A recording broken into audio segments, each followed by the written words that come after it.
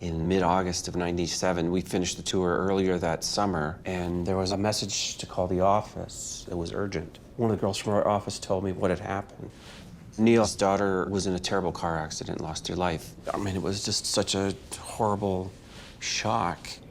It was, I mean, I still feel it today. It was the start of a whole lot of emotions that we'd never felt before. I had not had a friend who'd gone through anything like this. Ray called me and told me about the accident.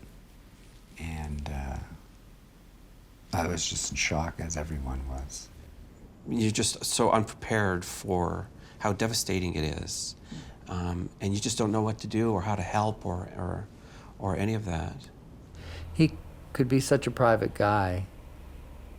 And when news like this hits, you don't want to do the wrong thing. You don't want to try to comfort them and find out that you're only just comforting yourself.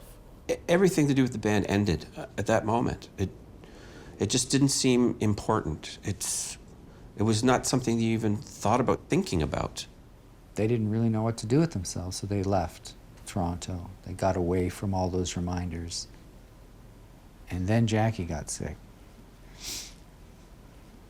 After she passed away, he was lost. And so he ran, he got on his motorcycle and ran.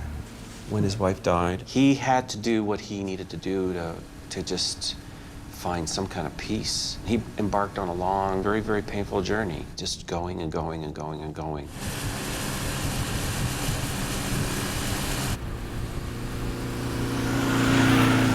Yeah, everybody was so worried about me. And in fact, there was a network I know among my friends and loved ones. Oh, I heard from him today. I got a postcard, or he called. They would all reassure each other. Because, yeah, anything could have happened to me, even by accident, let alone by design. Fuck, we were so worried about him. But he was at arm's length. Neil needed time. To be honest, I had no real interest in music for about a year. I hardly played, I hardly listened to music. We were on sabbatical. We were shut down.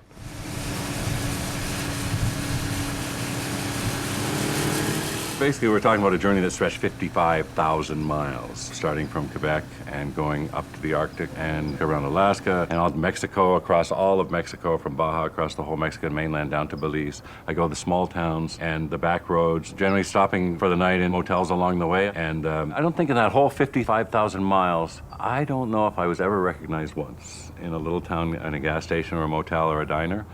Because I'm just a guy sitting there with a hat on reading a book, A lot of times I can just slip around and be a guy, and that's all I want from traveling too. I just want to be a guy, and that's life enough for me.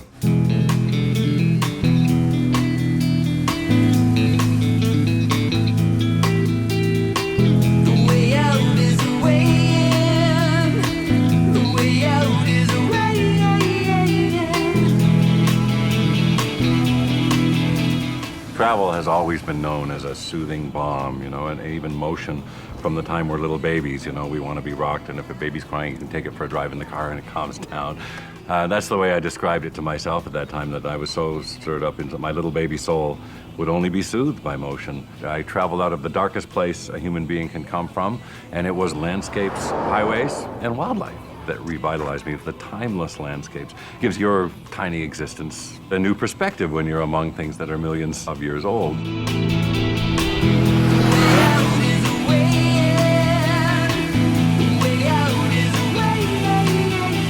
remember getting postcards from him from wherever, and he was using different names. We have like about 6,000 nicknames for each other. So I would get a postcard with that nickname on it, so I knew who it was from.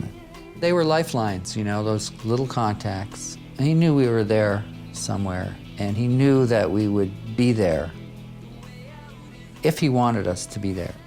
All he had to do was reach out. As far as the band was concerned, as things went on, it seemed less and less of a possibility that we would get back together, and it looked like the band was, basically it was 4 years that the band was done. Oh, I thought it was over. Alex and I would talk about it once in a while, but there was no point. I don't want to play in Rush without those other two guys. There's no replacing anybody in this band. It's just not possible. It is the band, the three of us, you know. Even though he's the new guy, he's just as important. Those two guys were the most stable thing I had, my family and loved ones, and those that dared to stay around me through that time. And so hard that, you know, I would have walked. My concern was just that he would be okay. And I thought it was pointless to think about it beyond that. After, I don't know, a year and a half, whatever, 2 years, I sensed that he would do it again, that he would be okay. I don't think you work that hard to be what most people consider is the best in the world at something and not go and do it again one day. I didn't know if it meant that it would take 5 years or 10 years, but I thought that one day he'd have to do that again.